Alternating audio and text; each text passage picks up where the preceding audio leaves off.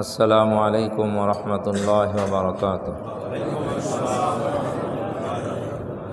अल्हम्दुलिल्लाहि Kaffa व सलामुन अला इबादिहिल्लज़ीना इस्तफ़ा। अम्मा बअदु फ़क़द क़ाला अल्लाहु तआला फ़ी कलामिहिल मजीद व फ़ुरक़ानिहिल हमीद। अऊज़ु बिल्लाहि मिनश शैतानिर रजीम। बिस्मिल्लाहिर रहमानिर रहीम। अल्लज़ीना आमनू व लम यल्बिसू ईमानहुम बिज़ुल्मिन उलाइका लहुमुल अम्नु व हुम मुहतदून। व क़ाला रसूलुल्लाहि सल्लल्लाहु अलैहि वसल्लम इज़ा मातल इंसान इनक़तअ अन्हु अमलुहु इल्ला मिन सलासतिन इल्ला मिन सदक़तिन जारियतिन औ इल्मिन युंतफ़अु बिही औ वलदिन सालिहिन यदअू लहू औ कमा क़ाला अलैहिस्सलातु वस्सलाम। मोहतरम मुसल्लियान किराम, समस्त प्रशंसा आल्लाह सुब्हानाहु व तआलार जন্য, যিনি আমাদেরকে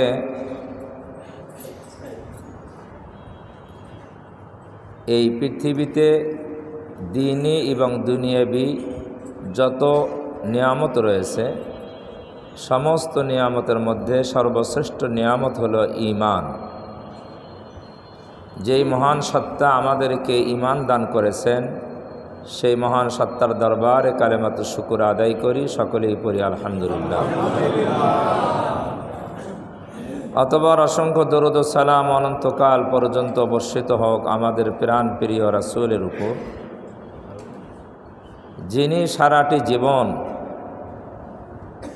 ঈমানের দাওয়াত দিয়েছেন। কোন কাজ করলে ঈমান বৃদ্ধি হয় এ কথা বলেছেন, কি কাজ করলে ঈমান নষ্ট হয়ে যায় এ কথাও বলেছেন। সেই রাসূলের শানে দরুদ ও সালাম পাঠ করি সাল্লাল্লাহু আলাইহি ওয়াসাল্লাম।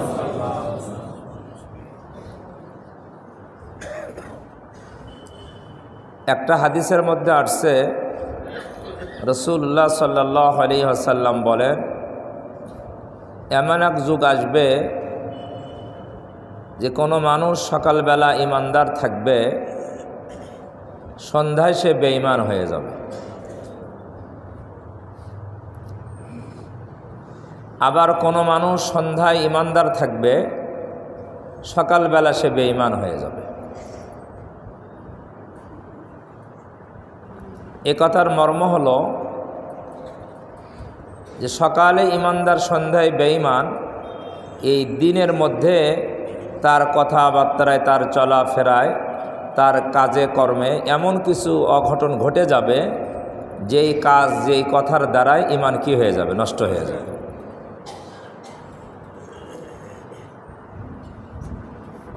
সন্ধ্যায় ঈমানদার রাতে এমন কিছু কথাবার্তা, কাজকর্ম করবে ঈমান বিধ্বংসী, যেই কথার দ্বারায়, ঈমান বিধ্বংসী কর্মের দ্বারাই ঈমান নষ্ট হয়ে যাবে, যার কারণে সকালে সে বেঈমান হয়ে উঠবে।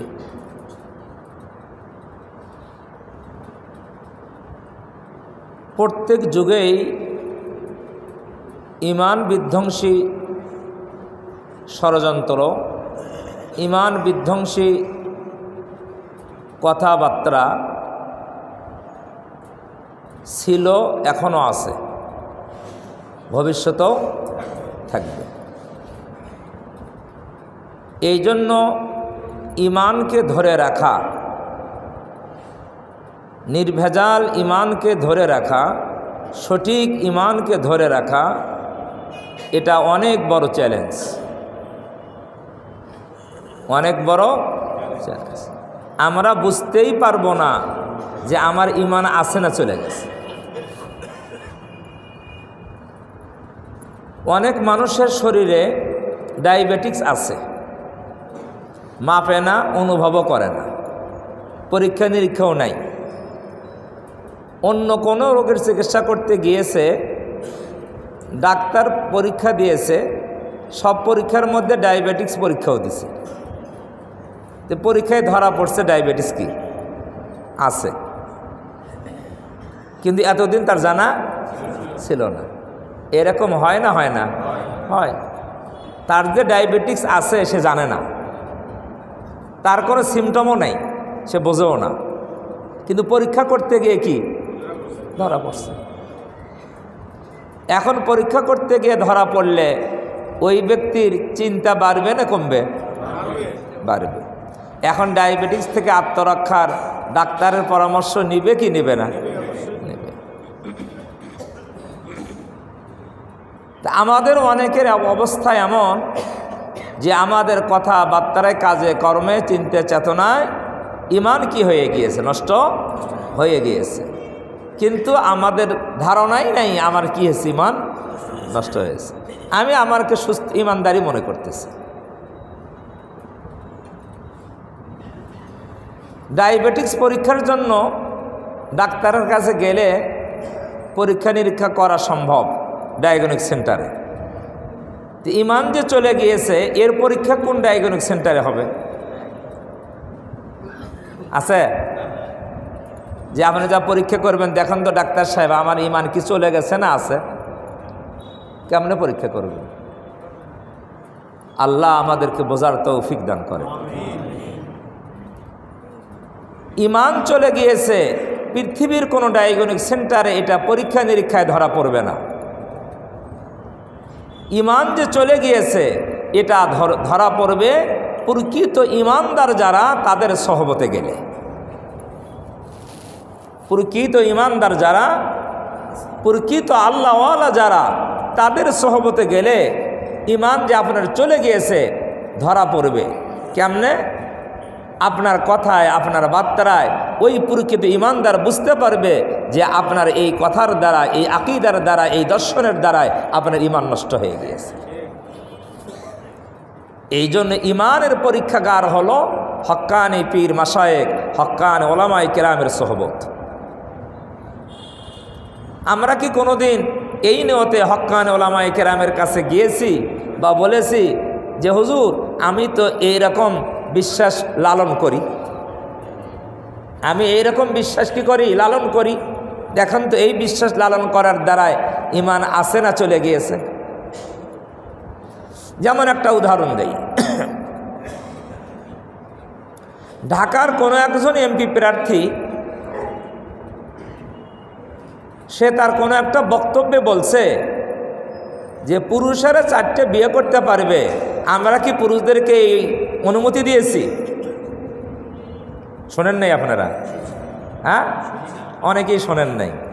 একজন এমপি প্রার্থী বক্তব্যের মধ্যে বলছে, সে নারী এমপি প্রার্থী, যে পুরুষরা 4টে বিয়ে করতে পারবে, এই অনুমতি কি আমরা দিয়েছি, নারীরা দিয়েছি? বলেন তো, এই কথা বলার দ্বারায়, এই বিশ্বাস লালন করার দ্বারায় সে কি ঈমানদার আছে না বেঈমান হয়েছে? বলবেন হুজুর কে বেঈমান হবে? এটা তো একটা সাধারণ কথা। এই কথাটা কি সাধারণ কথা?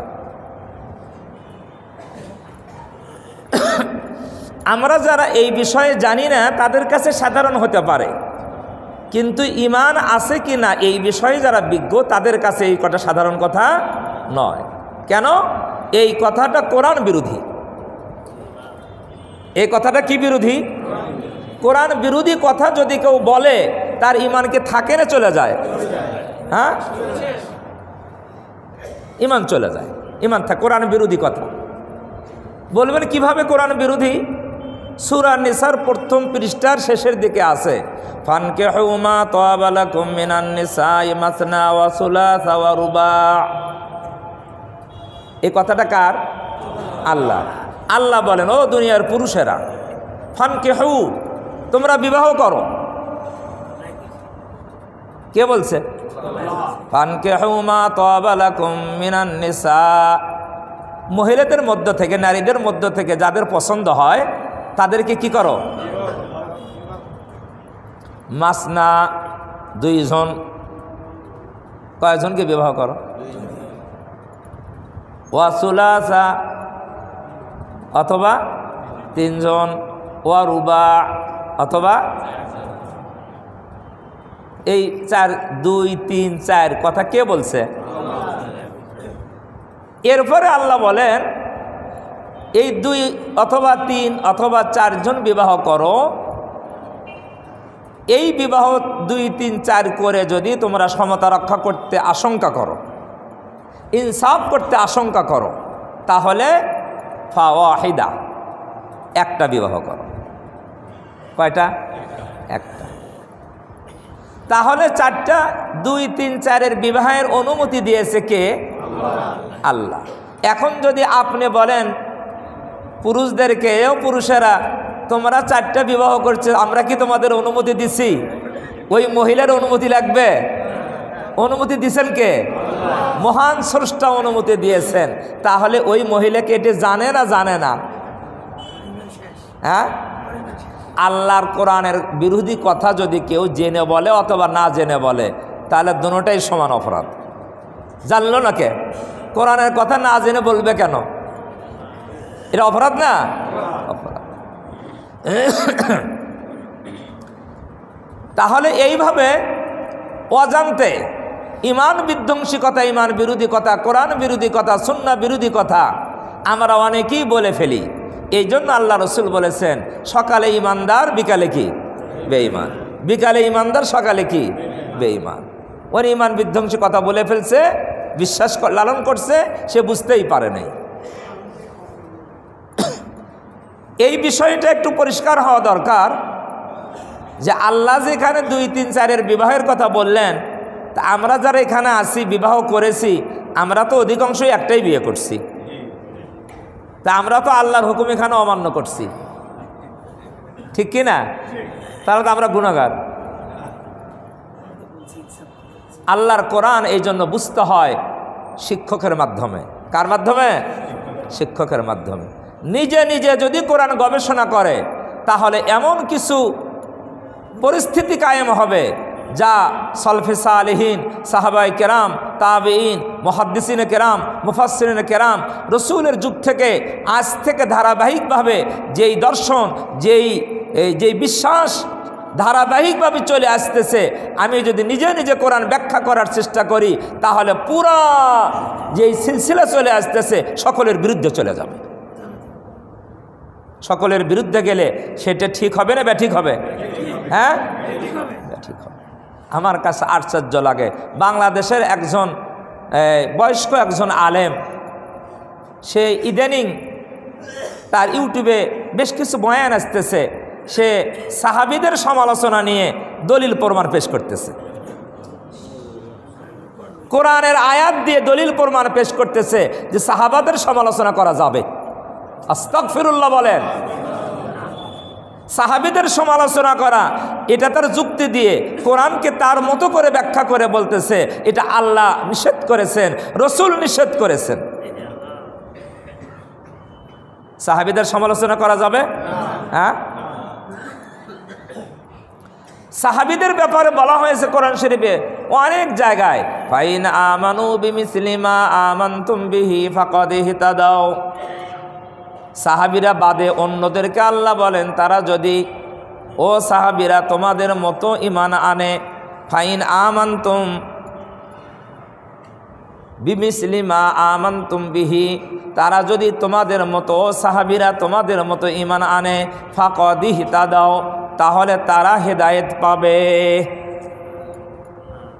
তাহলে সাহাবীদের ইমানের মতো ইমান আনার জন্য আল্লাহ বলেছেন, শর্ত লাগাইছেন, সাহাবীদের ইমানের মতন ইমান হলে তারা কি পাবে?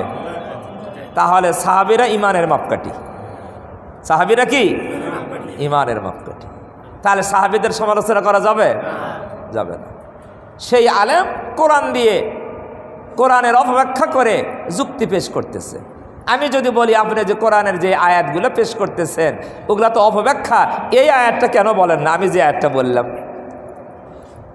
সূরা বাকারার 1ম পৃষ্ঠাতে আছে, ওয়াইদা কিলা লাহুম আমিনু কামা আমানান নাস, যখন তাদেরকে বলা হয় তোমরা সাহাবীদের ইমানের মতো ইমান আনো, এই আয়াতের ব্যাখ্যা করে না কেন?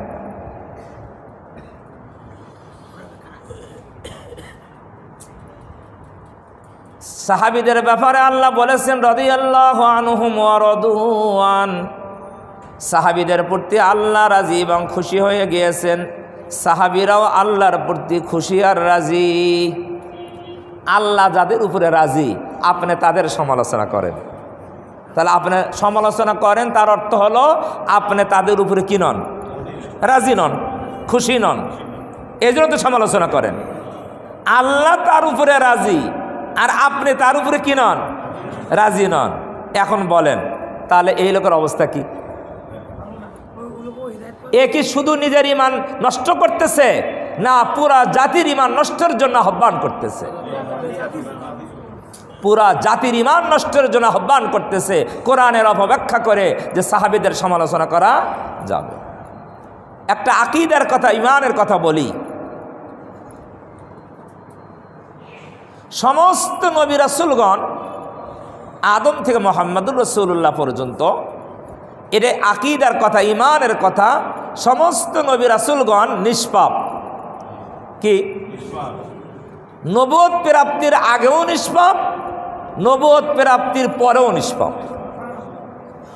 আল্লাহ তাদেরকে এইভাবেই কি করেছেন? সৃষ্টি করেছেন। সমস্ত নবী রাসূলগণ কি? এটা ঈমানের দাবি। আহলে সুন্নাত ওয়াল জামাতের আকীদা হলো এই বিশ্বাস করতে হবে সমস্ত নবী রাসূলগণ কি? নিষ্পাপ।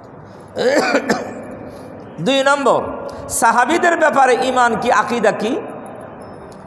সাহাবায়ে কেরাম নবীর হাতে যারা ঈমান এনেছেন, ঈমান অবস্থায় যারা ইন্তেকাল করেছেন তারাই তো সাহাবী। তারাই কি? সাহাবী। তাদের কারো কারো দ্বারায় কিছু গুনাহ হয়ে গিয়েছে, কিছু অপরাধ হয়ে গিয়েছে, কিন্তু আকীদা হলো আল্লাহ তাআলা তাদের সবাইকে ক্ষমা করে দিয়েছেন। কি করে দিয়েছেন? ক্ষমা করে দিয়েছেন। এই জন্য আকীদার ভাষা হলো তাদেরকে নিষ্পাপ বলা হবে না, তাদেরকে মাগফুর বলা হবে, মানে ক্ষমা প্রাপ্ত। তারা কি প্রাপ্ত? ক্ষমা প্রাপ্ত। তা আল্লাহ যদি কাউকে ক্ষমা করে দেন, ক্ষমা অপরাধ ছিল, ক্ষমা করে দিয়েছেন, আল্লাহর ঘোষণা। ক্ষমা করার পরে তার ওই দোষ নিয়ে সমালোচনা করা যাবে? হ্যাঁ, আল্লাহ ক্ষমা করে দিলেন আর আপনি কে হইলেন তাকে ক্ষমা করতে পারেন না, আপনি তার সমালোচনা করেন। আল্লাহ রাসূল সাল্লাল্লাহু আলাইহি সাল্লাম বলেছেন, আল্লাহ আল্লাহ ফি আসহাবি, তোমরা আল্লাহকে ভয় করো, আল্লাহকে ভয় করো আমার সাহাবীদের ব্যাপারে। এটা খুতবার মধ্যে শোনেন না? এটা হাদিস। আল্লাহ আল্লাহ ফি আসহাবি লা তাত্তাখিযুহুম গরাদাম মিন বাদি, আমার ইন্তিকালের পরে, আমার ওফাতের পরে সাহাবায়ে কেরামের সমালোচনা তোমরা করো না, এ ব্যাপারে তোমরা আল্লাহকে ভয় করো। কার কথা? নবীজি বলেন, ফামান আহাব্বাহুম ফাবিহুব্বি, এই কথাটা ভালো করে বোঝেন।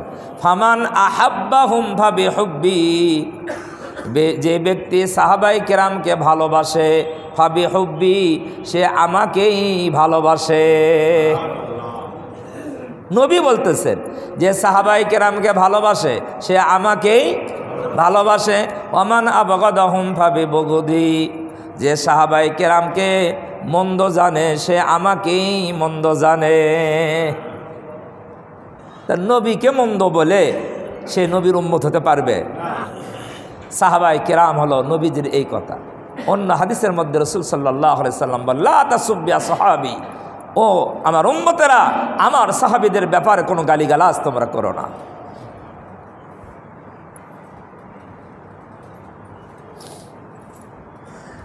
সাহাবীদের ব্যাপারে এত কথা থাকার পরও যদি কেউ কোরআন হাদিসের অপব্যাখ্যা করে, তাদের সমালোচনা করে, তাহলে তারা নিজেরাই গোমরাহ হবে না অন্যদেরকেও গোমরাহ করবে? হ্যাঁ, অন্যদেরকেও গোমরাহ করবে। এই জন্য তাদের এই চটকদার কথা থেকে নিজেদের ঈমানকে বাঁচাতে হবে। আমি মনে করি ঈমান বিধ্বংসী বহু রকমের ষড়যন্ত্র চলতেছে, বহু সংগঠনের মাধ্যমে, বহু আলেমের মাধ্যমে, বহু ইউটিউবের মাধ্যমে বিভিন্নভাবে ইমান বিধ্বংসিকতা চলতেছে, বহু দলের মাধ্যমে। এই জন্য আমাদের ইমান যেন নষ্ট না হয়, আমাদেরকে সাবধান থাকতে হবে। ইমান যেন আমরা সঠিক রাখতে পারি, নির্ভেজাল রাখতে পারি, এই জন্য আমাদের খুব খেয়াল রাখতে হবে। আল্লাহ তাআলা আমাদের ইমানের হেফাজত করেন। যে কথা বলতেছিলাম, তাহলে কি 4টে বিয়ে করতে হবে? আল্লাহর তো আদেশ, তাই না? এই কথা বুঝতে হবে। কিভাবে বুঝতে হবে? শিক্ষকের মাধ্যমে। কি বুঝতে হবে? আল্লাহর আদেশ না, এটা হলো আল্লাহর অনুমতি। একটা হলো আদেশ করতেই হবে, আরেকটা কি? অনুমতি, করলে করতে পারো। কথা বুঝে আসছে না? আসে নাই? বলবেন এই অনুমতি দিল কেন? এই অনুমতির পেছনে বড় হিকমত রয়েছে, নারীদের কল্যাণ রয়েছে। কার কল্যাণ? নারীদের কল্যাণ রয়েছে, বড় হিকমত রয়েছে। একটা হিকমতের কথা বলি। গত কিছুদিন আগে বাংলাদেশে একটা জরিপ করা হয়েছে, পুরুষের সংখ্যা বেশি না নারীর সংখ্যা বেশি? আপনারা কি জানেন এই জরিপটা? কার সংখ্যা বেশি? নারীর সংখ্যা বেশি।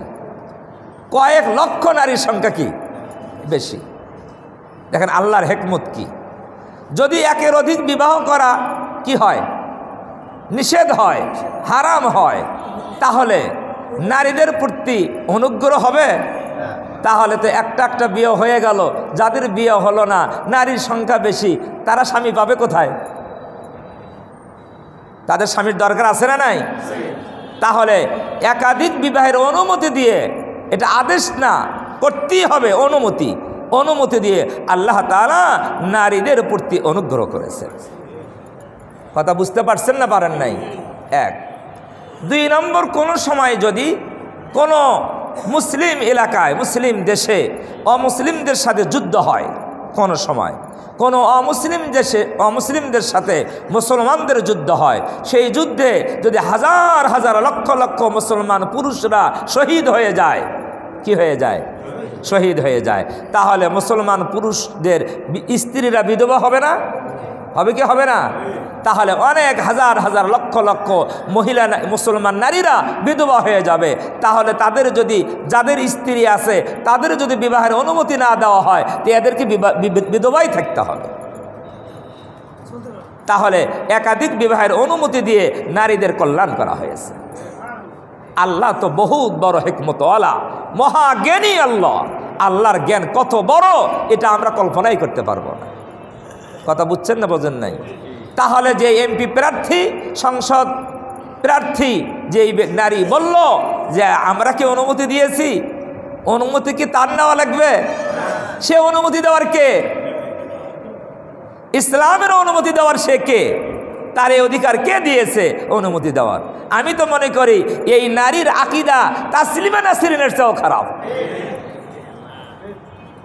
এরা যদি এমপি হয়, এরা এমপি হয়ে দেশের কোনো কল্যাণ করতে পারবে না, এরা ইসলামের ক্ষতি ডেকে নিয়ে আসবে।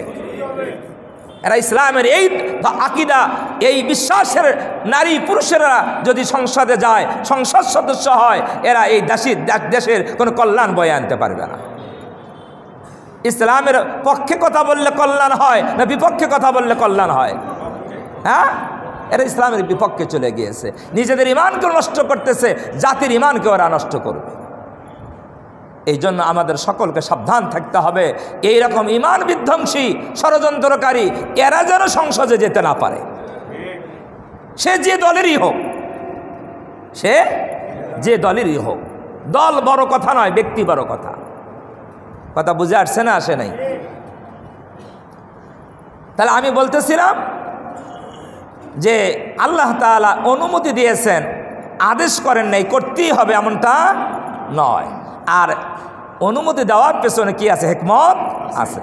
এরপর আবার আল্লাহ সুন্দর করে বলেছেন, ফাইন খিফতুম, তুমি যদি আশঙ্কা করো একাধিক বিবাহ করলে তুমি ইনসাফ কায়েম করতে পারবে না, তোমার শারীরিক সামর্থ্য নাই, তোমার আর্থিক সামর্থ্য নাই, যদি 2টা সামর্থ্য থাকে তারপরও ইনসাফ কায়েম করতে পারবে না, ফাওয়াহিদা, তাহলে তুমি একজন বিবাহ করো।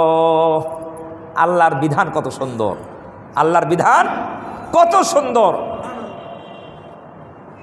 এই জন্য আল্লাহর বিধান না বুঝে কোরআন না পড়ে কোরআন বিরোধী কথা বললে ইমান থাকে না, চলে যায়, ইমান চলে যায়। তাহলে ইমান নষ্ট করার বহু পায়তারা, বহু রকমের ষড়যন্ত্র বিভিন্নভাবে চলতেছে। আল্লাহ তাআলা আমাদের সকলের ইমানের হেফাজত করেন।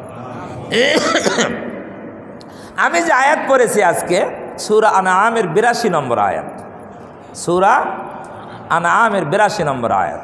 এই আয়াতে আল্লাহ বলেন, আল্লাযীনা আমানু ওয়া লাম ইয়ালবিসু ঈমানাহুম বিযুলমিন, যারা ঈমান এনেছে এবং তাদের ঈমানের সাথে তারা জুলুমকে মিশ্রণ করেনি, ঈমানের সাথে জুলুমকে মিশায়নি। আল্লাযীনা আমানু ওয়া লাম ইয়ালবিসু ঈমানাহুম বিযুলমিন, তাদের ঈমানের সাথে তারা জুলুমকে তারা মিশ্রণ করে নাই, মিশায়ে দেয় নাই। উলাইকা লাহুমুল আমনু ওয়া হুম মুহতাদুন, যারা এই কাজটা করবে, ঈমান আনবে, ঈমানের সাথে জুলুমকে মিশ্রণ করবে না, তাহলে আল্লাহ বলেন তারা হবে নিরাপদ। তারা কি? নিরাপদ। আল্লাহর গজব থেকে, আল্লাহর আযাব থেকে তারা নিরাপত্তা পাবে। ওয়াহুম মুহতাদুন, আর তারাই হবে হেদায়েত প্রাপ্ত। তারা হেদায়েত প্রাপ্ত হওয়ার জন্য, আল্লাহর আযাব আর গজব থেকে নিরাপত্তা পাওয়ার জন্য আল্লাহ তাআলা এখানে দুইটা কথা বলেছেন। কয়টা কথা? সূরা আনআমের ৮২ নম্বর আয়াতে দুইটা কথা বলেছেন। ঈমান আনতে হবে এক, আর ঈমানের সাথে জুলুমকে মিশানো যাবে না। আয়াত যখন নাজিল হয়ে গেল, সাহাবায়ে কেরাম রাদিয়াল্লাহু তাআলা আনহুম রসুলকে প্রশ্ন করলেন, ইয়া রাসূলুল্লাহ, আমাদের মধ্যে এমন কে আছে যে নিজের প্রতি জুলুম করে না? কে আছে আমাদের মধ্যে?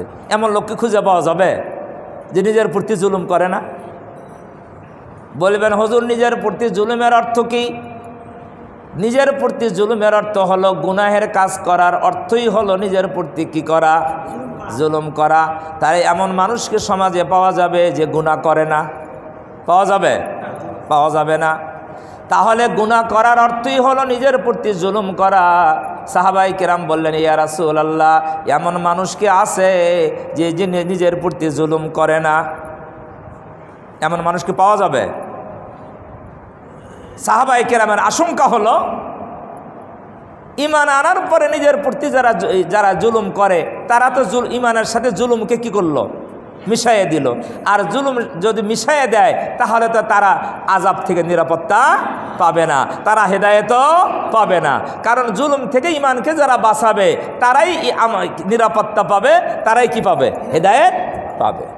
এই জন্য সাহাবায়ে কেরামের আশঙ্কা হলো, আমাদের দ্বারাই তো কম বেশি সবারই গুনাহ হয়ে যায়, ত্রুটি হয়ে যায়, তাহলে তো আমাদের ঈমানের সাথে জুলুম কি হয়ে গেল?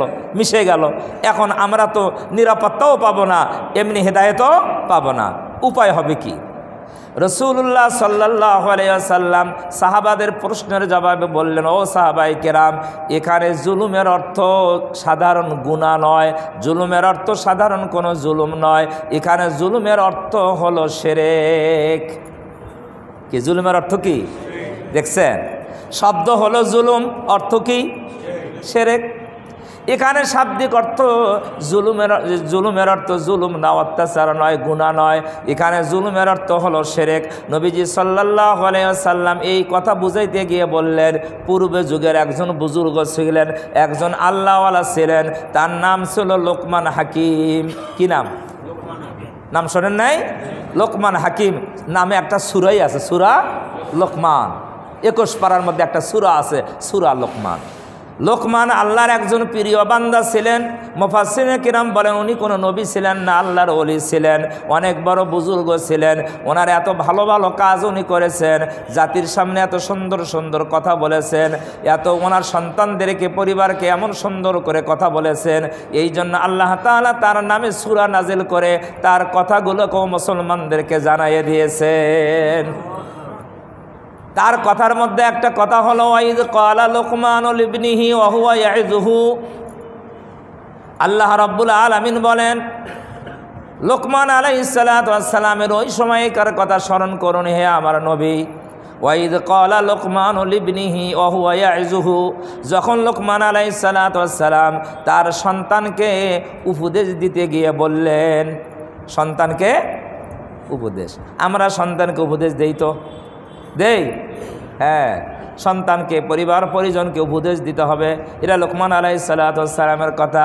লোকমান আলাইহিস সালাতু ওয়াস সালাম সন্তানকে উপদেশ দিতে গিয়ে বলেন, ইয়া বুনাইয়া, ইয়া বুনাইয়া লা তুশরিক বিল্লাহ। ইয়া বুনাইয়া, ইয়া বুনাইয়ার অর্থ হলো হে আমার প্রিয় ছেলে। কি প্রিয়? খালি ছেলে নয়, প্রিয়, প্রিয় ছেলে। তাহলে এখান থেকে বোঝা যায় যখন আমরা সন্তানদেরকে ডাকবো আদর করে ডাকবো। কি করে? এই এদিকে এইভাবে বলবো না আদর করে বলবো? হ্যাঁ, আদর করে বলবো। দেখেন ভাষার স্টাইল, হজরতে লোকমান আলাইহিস সালাতু ওয়াস সালাম কত সুন্দর ভাষা বলছেন, আল্লাহ তাআলা নকল করে আমাদেরকে জানাইছেন। কি জন্যে? ওখান থেকে শিক্ষা নেওয়ার জন্যে। ইয়া বুনাইয়া, হে আমার প্রিয় ছেলে, আদর করছে না? ভাষার মধ্যে কি আদর আছে না নাই? প্রিয় ছেলে বলে ডাক দিয়ে লোকমান আলাইহিস সালাতু ওয়াস সালাম বলেন, লা তুশরিক বিল্লাহ, ও আমার প্রিয় ছেলে, আল্লাহর সাথে কাউকে শরীক করো না। তোমার ঈমানকে তুমি বিশুদ্ধ রাখো, আল্লাহর সাথে কাউকে শরীক করো না। আল্লাহর সাথে যদি কাউকে শরীক করো তোমার ঈমান নষ্ট হয়ে যাবে। ঈমান থাকবে না নষ্ট হবে? শিরক করলে ঈমান শুদ্ধ থাকে না নষ্ট হয়? এই জন্য লোকমান আলাইহিস সালাতু ওয়াস সালাম সন্তানকে উপদেশ দিতে গিয়ে সন্তানকে ডাক দিয়ে বলে, ইয়া বুনাইয়া লা তুশরিক বিল্লাহ, ও আমার প্রিয় ছেলে, আল্লাহর সাথে কাউকে শরীক করো না। এ কথা বলে হযরত লোকমান বলেন, ইন্নাশ শিরকা লাযুলমুন আযীম, কেন আল্লাহর সাথে তুমি শরীক করবে না? নিশ্চয়ই তুমি জেনে রাখো শিরক হলো বড় জুলুম। শিরক কি? বড় জুলুম। শিরক হলো বড় জুলুম। আল্লাহ রাসূল সাল্লাল্লাহু আলাইহি সাল্লাম সাহাবাদের প্রশ্নের জবাবে বলেন, পূর্ব যুগে একজন বুজুর্গ ছিলেন, তার সন্তানকে উপদেশ দিতে গিয়ে উনি বলেছেন শিরক করো না, আর উনি বলেছেন শিরক হলো বড় জুলুম। এখানে আল্লাহ তাআলা বলেছেন, ওয়ালাম ইয়ালবিসু ঈমানাহুম বিযুলমিন, যারা ঈমান এনেছে তারা যেন তাদের ঈমানের সাথে জুলুমকে মিশায়। আল্লাহ রাসূল লোকমান আলাইহিস সালাতু ওয়াস সালামের উদ্ধৃতি দিয়ে সাহাবাদের বুঝান, এখানে জুলুম মানে হলো শিরক। জুলুম মানে কি? শিরক। তাহলে ঈমানের সাথে শিরক করা যাবে না, ঈমানের সাথে শিরক করা যাবে না। ঈমানের সাথে যদি কেউ শিরক করে, ঈমানও রাখে, ঈমানও আছে, শিরকও করে, তাহলে ঈমানদার তার ঈমানের সাথে শিরককে কি করলো? মিশ্রণ করলো, মিশাইয়া দিল। ঈমানের সাথে শিরককে যদি কেউ মিশাইয়া দেয় তাহলে সে আখেরাতে আল্লাহর আযাব গজব থেকে নিরাপত্তা পাবে না, সে হেদায়েত পাবে না। হেদায়েতের মূল অর্থ হলো দুইটা। মূল অর্থ আমরা যেটা বলি, আমরা যেটা বুঝাই, মূল অর্থ হলো হেদায়েত করা অর্থ হলো জান্নাতের পথ দেখায় দেওয়া, যেই পথে চললে আল্লাহর বান্দা জান্নাতে পৌঁছতে পারবে, এর নামই হলো কি? হেদায়েত। হেদায়েতের পথ বলি না, হেদায়েতের রাস্তা মানে জান্নাতের রাস্তা। কিসের রাস্তা? তাহলে সে হেদায়েত পাবে না, এ কথার অর্থ হলো সে জান্নাতের পথ পাবে না। আর হেদায়েত পাবে, এ কথার অর্থ হলো সে জান্নাতের পথ পাবে, যেই পথে চললে সে জান্নাতে পৌঁছে যাবে, সে নিরাপত্তা পাবে। অর্থ হলো আখেরাতে আল্লাহর আযাব গজব থেকে নিরাপত্তা পাবে। তাহলে আমাদের ঈমানকে শিরক থেকে কি করতে হবে? বাঁচাইতে হবে। ঈমানকে শিরক থেকে বাঁচাইতে হবে। মূর্তি পূজা করা এটা কি শিরক না শিরক না? হ্যাঁ, নাকি একত্ববাদ? হ্যাঁ, তাহলে যারা মূর্তি পূজা করে এটা কি সমর্থন করা যাবে? হ্যাঁ, আচ্ছা, আপনি যদি শিরক করেন তাহলে আপনি মুশরিক হয়ে গেলেন, কিন্তু আপনি শিরক করলেন না, অন্য মানুষ শিরক করে, আপনি তাদের শিরককে আপনি সমর্থন করলেন, হ্যাঁ, হবে? আল্লাহ। আল্লাহ আল্লাহ আল্লাহ আমাদের ইমানের হেফাজত করেন, শিরক থেকে আমাদের ইমানকে হেফাজত করেন। আমাদের দেশে যারা হিন্দু ধর্ম পালন করে তারা শিরক করে কি করে না? তারা মূর্তি পূজা করে কি করে না? করে। অনেক মূর্তি তাদের আছে, এইগুলোর তারা পূজা করে। আবার এবার আমরা দেখলাম যারা এই যে সামনে নির্বাচন করবে মুসলমান প্রার্থী, তারা এইরকম মূর্তি পূজায় গিয়ে তারা তাদের সাথে একত্রতা ঘোষণা করছে না করে নাই? হ্যাঁ, তাদের সাথে একত্রতা ঘোষণা করলো। অনেকেই তো মূর্তির প্রশংসা করলো। মূর্তির কি প্রশংসা না করলে অনেকেই স্বাগত জানাইলো, মূর্তিকে স্বাগত জানাইলো, দুর্গা পূজায় স্বাগত জানাইলো, আমরাও তোমাদের সাথে আছি। এরকম করছে না করে নাই? আচ্ছা বলেন, এই কাজগুলো করার দ্বারায় তার ইমান কি সঠিক আছে না শিরক যুক্ত হচ্ছে? হ্যাঁ, আল্লাহ তাআলা আমাদের ইমানের হেফাজত করেন, ইমানের হেফাজত করেন। আপনি যেই হন না কেন আপনাকে ইমানের হেফাজত করতে হবে। এই দেশে হিন্দুর ভোটার সংখ্যা কত পার্সেন্ট? আমরা যদি 92% মুসলমান বলি তাহলে 8% হিন্দু, তাও তো হবে না, অন্য ধর্মও আছে, খ্রিস্টান আছে। 5% ধরেন, তাহলে 5% লোকের ভোটের জন্য ইমানকে নষ্ট করে দিলেন, শিরকে যুক্ত হলেন, তার শিরকের স্বাগত জানাইলেন, তাকে অভ্যর্থনা জানাই নিজের ইমানকে বিধ্বংস করলেন। এটা কি কোনো বুদ্ধিমানের কাজ হতে পারে? কয় পার্সেন্ট ভোটের জন্য? মুসলমানের সংখ্যা যদি 95% হয়, 90 ভাগই ধরলাম, তাহলে 90 ভাগ তো মুসলমান, তাহলে 90 ভাগ মুসলমানের ভোট হলেই তো আপনারা হয়ে যায় না, হয় না? ওই 5% যদি ভোট নাও দেয় তারপরেও তো আপনি এমপি হয়ে যাবেন। তাহলে এমপি হওয়ার জন্য, সংসদে যাওয়ার জন্য আপনার ইমানকে কেন বিক্রি করলেন? চিন্তা করা দরকার আছে না নাই? চিন্তা করা দরকার আছে। আচ্ছা বলেন, বিগত সময়ে আমাদের দেশে হিন্দু মন্ত্রী এমপি ছিল কি ছিল না? না ছিল না? হিন্দু মন্ত্রী এমপি ছিল। তারা কি এই অধিক সংখ্যক মুসলমানের ভোটের জন্য মুসলমানদের ঈদের মাঠে কোনো দিন গেছে? মুসলমানের ভোটের সংখ্যাই তো দেশে বেশি না, গেছে? কেউ কোনো হিন্দু এমপি যায় নাই। মুসলমানের ইসলামী মাহফিলে গিয়ে বক্তব্য দিয়েছে, মসজিদে আসে হুজুরের কাছে একটু, খতিব সাহেবের কাছে সময় নিয়ে একটু সালাম বিনিময় করছে, এরকম ঘটনা ঘটছে। তাহলে হিন্দুর ভোটের সংখ্যা কম, মুসলমানের ভোটের সংখ্যা বেশি।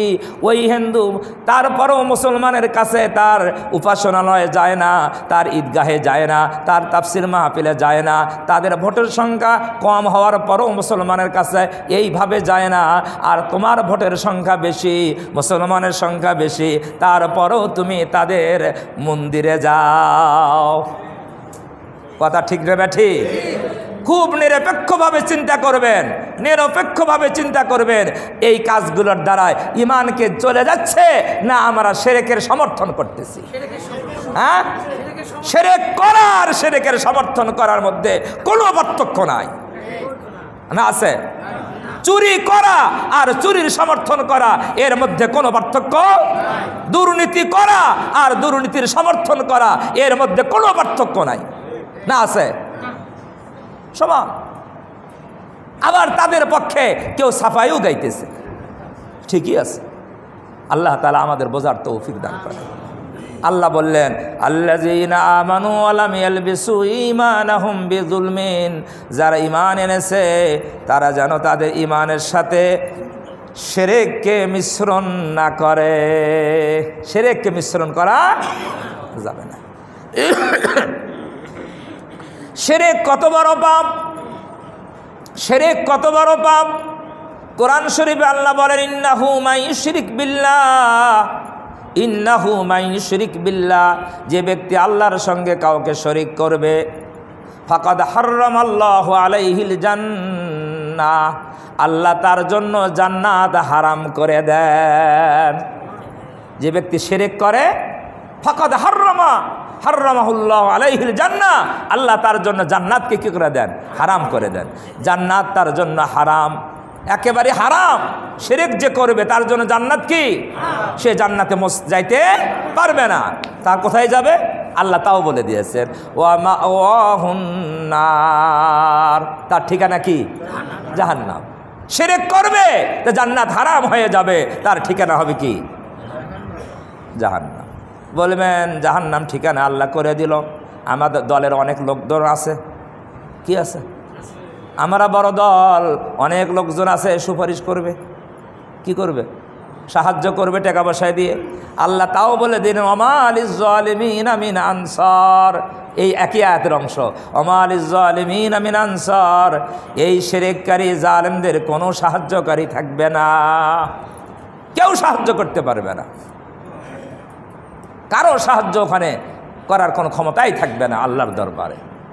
কোরআন শরীফে অন্য জায়গায় আল্লাহ বলেন, ইন্নাল্লাহা লা ইয়াগফিরু আন ইউশরাকা বিহি ওয়া ইয়াগফিরু মা দুনা যালিকা লিমান ইয়াশা।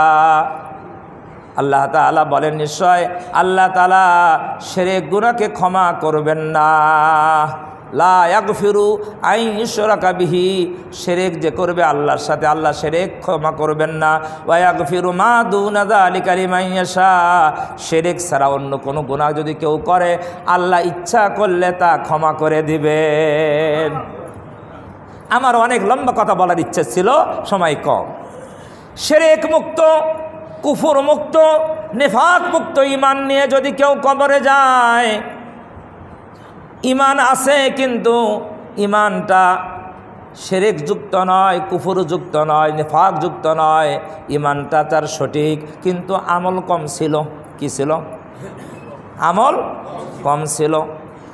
যেই পরিমাণ ঈমানের সাথে যেই পরিমাণ আমল হলে একজন মানুষ সরাসরি জান্নাতে যেতে পারবে, ওই পরিমাণ আমল তার নাই, কিন্তু তার ঈমানটা ঠিক ছিল। ঈমান কি ছিল?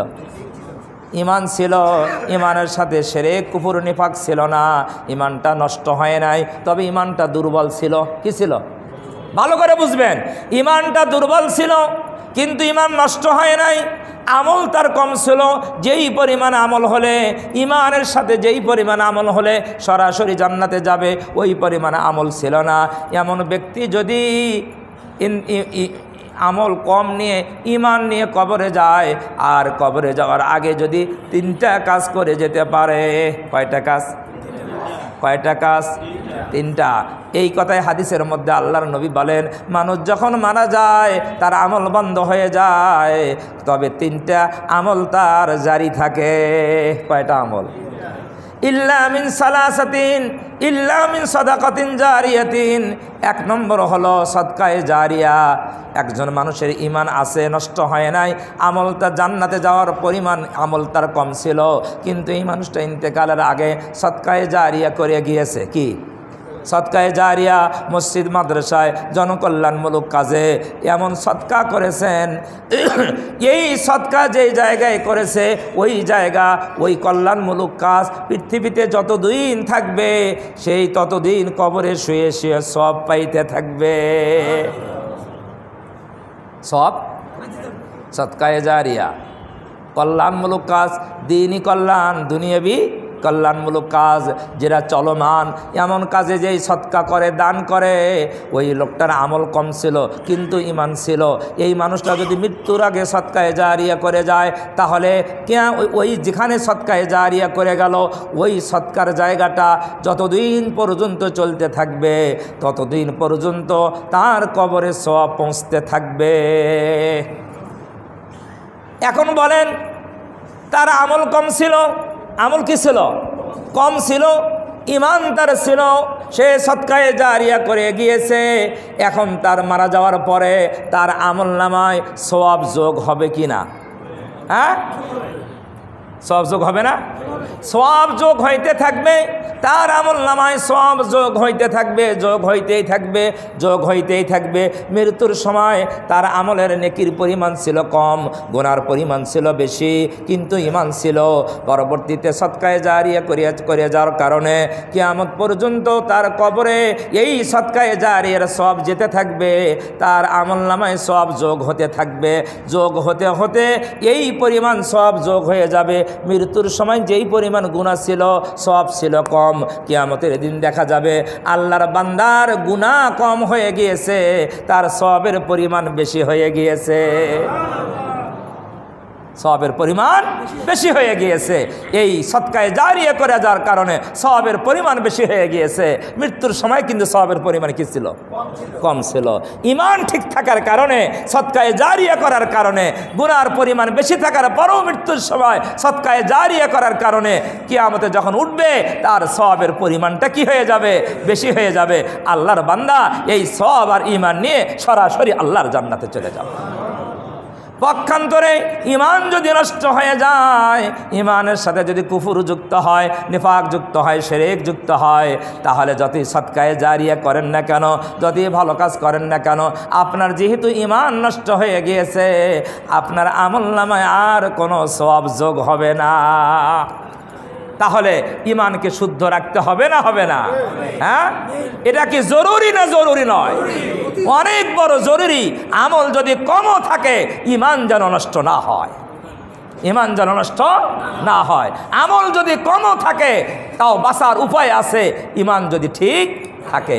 আর ঈমান যদি নষ্ট হয়ে যায় শিরকের কারণে, নেফাকের কারণে, কুফরির কারণে, কোনো রকমের রাজনৈতিক কারণে, দলের কারণে ঈমান যদি নষ্ট হয়ে যায়, আমল যতই আপনি করেন না কেন, যতই সদকায়ে জারিয়া করেন না কেন, জনকল্যাণমূলক যতই কাজ করেন না কেন, ঈমান যদি নষ্ট হয়ে যায়, আপনার বাঁচার কোনো উপায় থাকবে না। আপনার কবরে কিছুই পৌঁছবে না। সব মিলেই যদি দোয়া করে আল্লাহ অমুককে মাফ করে দাও, কোনো কাজ হবে না। মুশরিকদের জন্য আল্লাহ রসুলকে দোয়া করতে নিষেধ করা হয়েছে। রসুলকে, মুমিনদেরকে দোয়া করতে নিষেধ করা হয়েছে যে মুশরিকরা শিরক করে যারা কবরে যাবে তাদের জন্য দোয়া করা জায়েজ নেই। কি নাই জায়েজ? নবীকে নিষেধ করছে, ইমানদারদেরকে নিষেধ করা হয়েছে। যেখানে নিষেধ আল্লাহর, তাহলে মুশরিকদের জন্য দোয়া করলে দোয়া করে উপকার হবে? ইমানদারদের জন্য দোয়া করলে কি হবে? উপকার হবে। এই জন্য আসুন আমরা এমন কাজ যেন না করি যেই কাজের দ্বারায় আমাদের ঈমানের সাথে শিরক যুক্ত হয়ে যায়। আল্লাহ তাআলা শিরক মুক্ত ঈমান আমাদের নসিব করেন। শিরক মুক্ত, নিফাক মুক্ত, কুফর মুক্ত ঈমান নিয়ে আমরা যেন কবরে যেতে পারি, আল্লাহ তাআলা তৌফিক দান করেন। সবাই বলে আমিন। 4 রাকাত কাবলার জুমা সুন্নত পড়ে নেই।